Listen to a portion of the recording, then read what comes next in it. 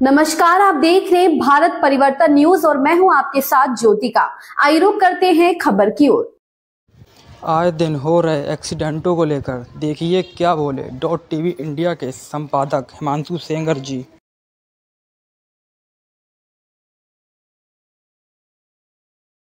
मैं प्रधान संपादक Himanshu Singh Sengar .tv India. आज एक बहुत ही संवेदनशील मुद्दा सामने है, कालपी नगर के जनता के लिए भी है।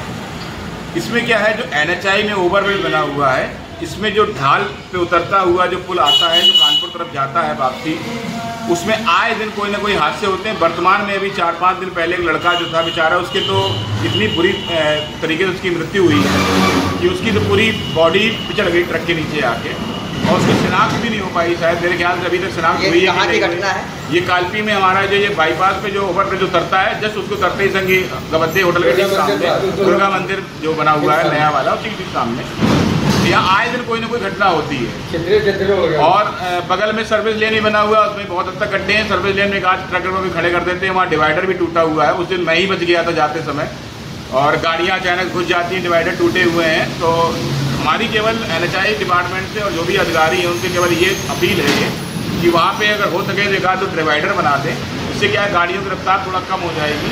और ये डिवाइडर टूटे हुए हैं, कृपया इनको क्लियर करें, उनका निर्माण दोबारा कराएं। और जो सर्विस लेन में ट्रक वगैरह खड़े हो जाते हैं, इनको यहाँ से हटवाया जाए। और उस ट्रक के खड़े होने के बाद जो साइड में जगह बचती है, वहाँ देखिए जाके, आप अभी अपनी आंखों से जाकर देखिए, वीडियो बना लीजिए तो वहाँ गड्ढे कितने बड़े बड़े गड्ढे हैं। अगर वहाँ कोई गाड़ी जाती है तो पलट भी सकती है।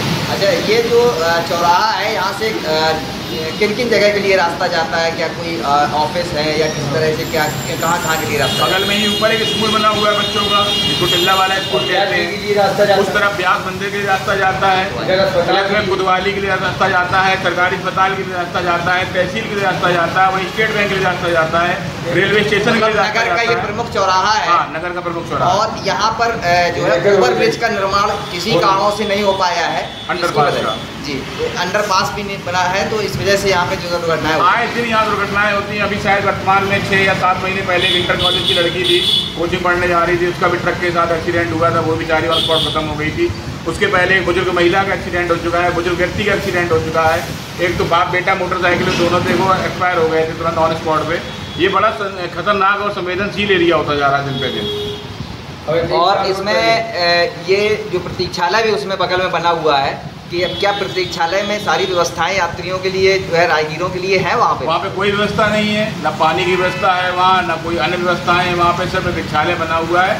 आप उसको कह लीजिए सफ़ेद हाथी खड़ा हुआ है। अगर पानी आपको पीना है तो या तो आप उसी होटल में जाइए, या गबद्दे होटल में जाइए, या बगल में चाट का एक होटल बना है वहाँ जाइए, या बगल में जो पीछे वो पानी का जो वाटर कूलर लगा हुआ है वो भी बंद है, वो चल ही नहीं रहा, तो पानी ही नहीं रहता है।